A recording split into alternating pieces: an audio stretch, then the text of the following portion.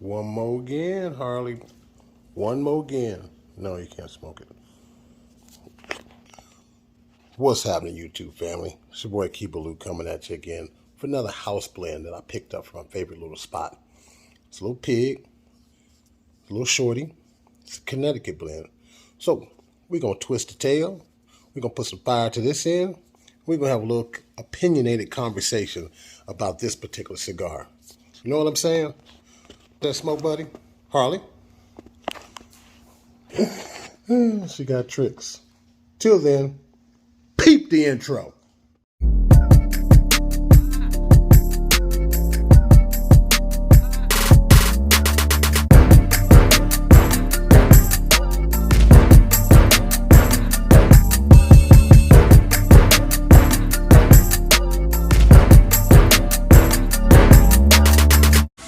What's happening, my YouTube family? It's your boy Keebaloo again. Like I said before, we have another edition. I didn't say it before, but on a previous review, I talked about I got me my hands on some house blend cigars. House blend cigars are basically unbanded cigars that you can get for a nice price point, but we're talking about the quality of them. Today, I have another Flying Pig. That's a Connecticut version. In the previous review, I smoked the Maduro version. So I'm going to give it a go for this Connecticut version. Complete disclosure, again, these are new to me and I'm kind of getting myself used to the smoke of them. And I'm also not a typical Connecticut smoker. I like something with some body. I like something with some spice. I like something that's kind of hit you over the head. But I'm getting acclimated because, again, this is a cigar evolution, so can't be a one-trick pony, right? And so here we go. As you can see, again, wherever my man Jeff is getting these from, they are nicely packed. Good feel to it. Not too veiny. You got the pigtail on one end. Good feel to it. This particular one's been in the box for about 2 weeks. As y'all know, I had the battle of vid. So it's been actually simmering and cooking in my humidor at right at about 69 degrees for about 2-3 weeks. So it has a real good feel to it. So what I'm going to do is I'm going to put a snip on this end. Again, flame on this end. See what the cigar going to tell me. So y'all hold down. I'll be right back.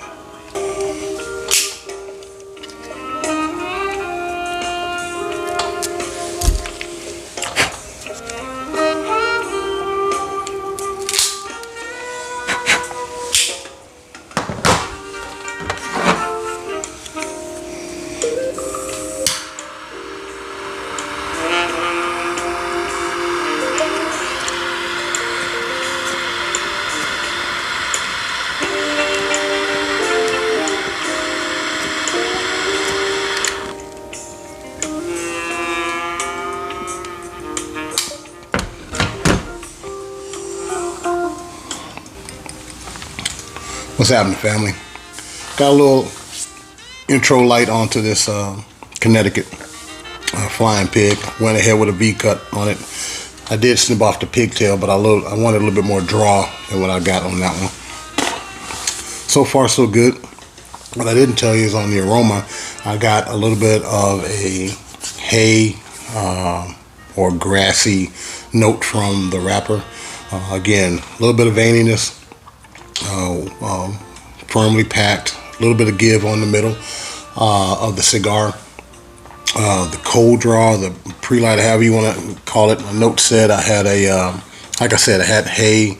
I don't like using that barnyard term, but it was hay and grassy. It felt, those earthy tones is what I got to it. On the first pre-light, it came off with the typical grassy, leathery notes to it that you would get from what I'm assuming is going to be a nice Nicaraguan cigar. Just tasted that pretty quickly with this particular Connecticut one. So early on into it,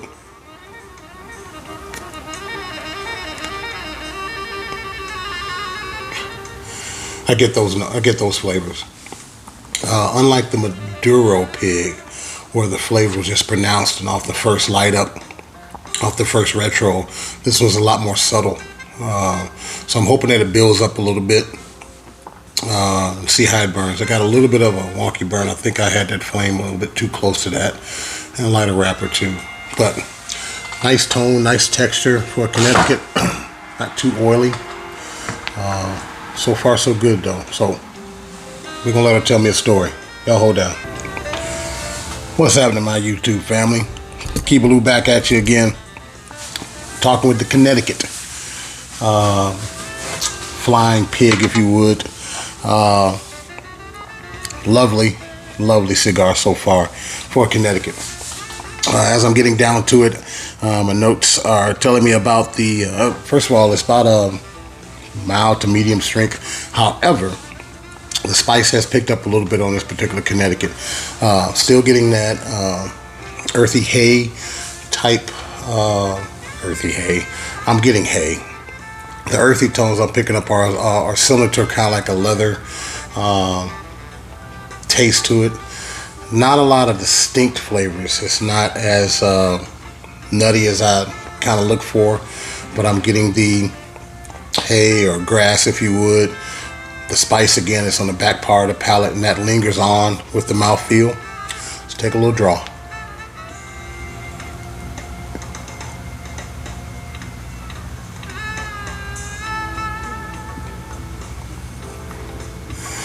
Mild, not a lot of nutty flavor to it on this one. Burn line got a little bit wonky. You know, I'm watching my Strohs, and I had it sitting down for a little bit too long. Ash is not as stacked as the Maduro was. It's a little more flaky. I haven't had to relight it though. Burn's been pretty consistent for the most part. And I really do like after even while I'm talking to you, I can still feel some of the spice. Yeah, it's more like a spice. I take that back. It's more of I got more spice. It's a mixture of spices on the back part of the tongue, the back part of the palate. But again, holding it in my mouth, I get the spice. I get a little bit of that leather that's starting to creep up on as I get into this part of the cigar. So from the first light up, it has transitioned a bit to the spice and the leathery notes that I'm getting on this particular cigar.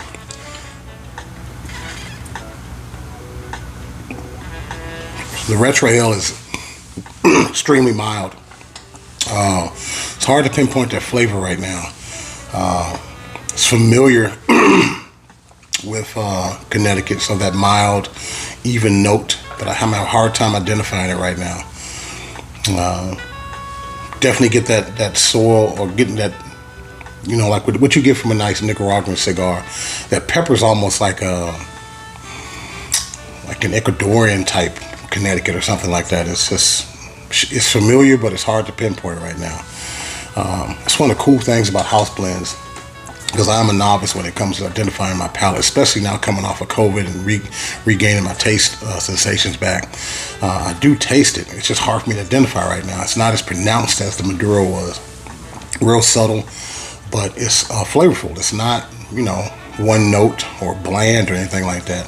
It's just hard for me to identify because they're very subtle flavor. With the exception of that, the spice and the leather right now, those are very prominent as I'm getting into the cigar. Just to give y'all an update today, whenever y'all decide to watch this, my Strohs are up 5-0 on them Phillies in the bottom of the 7th.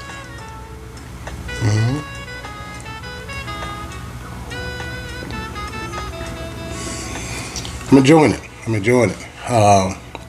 Not as distinct as the other cigar, which was the Maduro pig, but I can't complain. It's not like, you know, boring. You know, sometimes I get a Connecticut and this is very, you know, you get the one grassy notes, you get the one or the hay or earth, and it doesn't transition, but it's spicy leather, whatever, however you want to equate that. But that other one that's kind of creeping up on, I'm hoping it gets more pronounced as I get down to the second, third. So I'll let you know.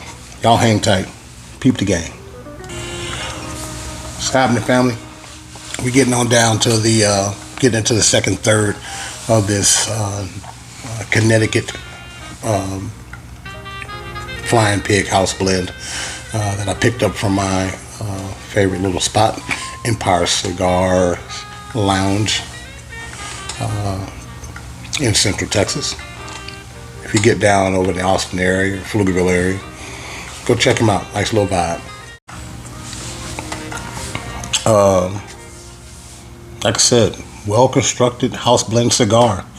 Again, I don't know what happened to that, but in case you didn't hear me, I'm getting herbs that I equate to like basil or something like that. Not pronounced as basils, as a basil flavor, but it's an herbiness that comes with it. And the cream, and almost like the dry sweetness of what I would compare to like a cracker or a graham cracker. But the sweetness is subtle, and again, those are, I know, odd sounding combinations, but that's what I'm picking up on it, which is a long way from where this first started out, which was, like I said, that earthiness when the first light up, transition to those three flavors that are blending in really nicely. It's not overpowering over your head, but it's a nice mellow cigar. That's the word I'm gonna use, because it's not mild, but it's a mellow, jazzy cigar, which I'm enjoying for Connecticut. Most Connecticut's to me seem to be too light, and I had to slow down my draws a little bit because it got a little bit hot as I puffed it like I do a normal or more full-size cigar. This is again like about a 4x46 or 4x50 lengthened cigar. Being at a house blend, I'm not going to talk prices or anything like that, but the price point is pretty good for this type of a cigar. I'm enjoying it. Which, like I said, complete transparency. It's not the first one I'd usually grab a Connecticut, but this one will get some rotation. If he has some more of these, yeah, I'll put them in the box.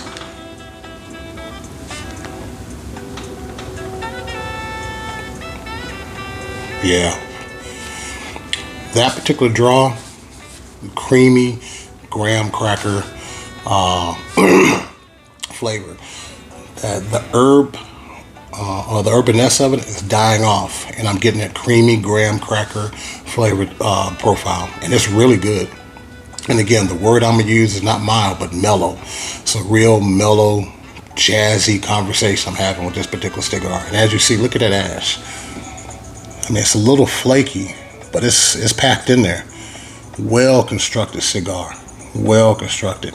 Burn line's a little wonky, but I'm not mad at it. It's not all over the place. 360 degrees around that. That's a good puff right there. That's a real good puff. I don't know where he's getting these joints, but man, you can almost see some of the veininess. And I love that kind of veiny profile or rustic look to cigars, and especially in Connecticut. I like that. I personally like that feel. It makes you feel like you're enjoying some grown man stuff, you know what I mean? Let's see what the score is while I got y'all here with me. Oh, they got my tail end pitching. Whew, down to the bottom of the order. I think the top of the six. But he throwing beams. Good cigar.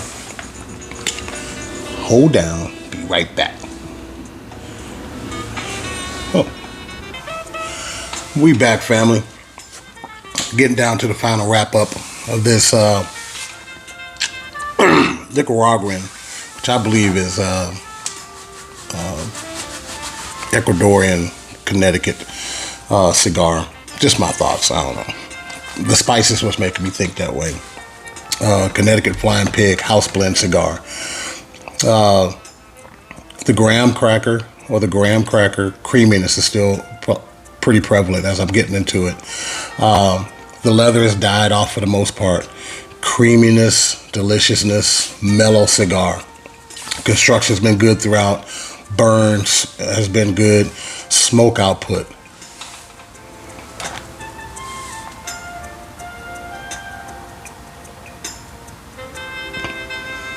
has been phenomenal. Almost like a Drew Estates the way it's burning, right?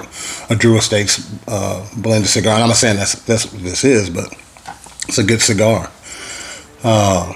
give a shout out right quick. You know, I got some pretty familiar lounges I like to go to.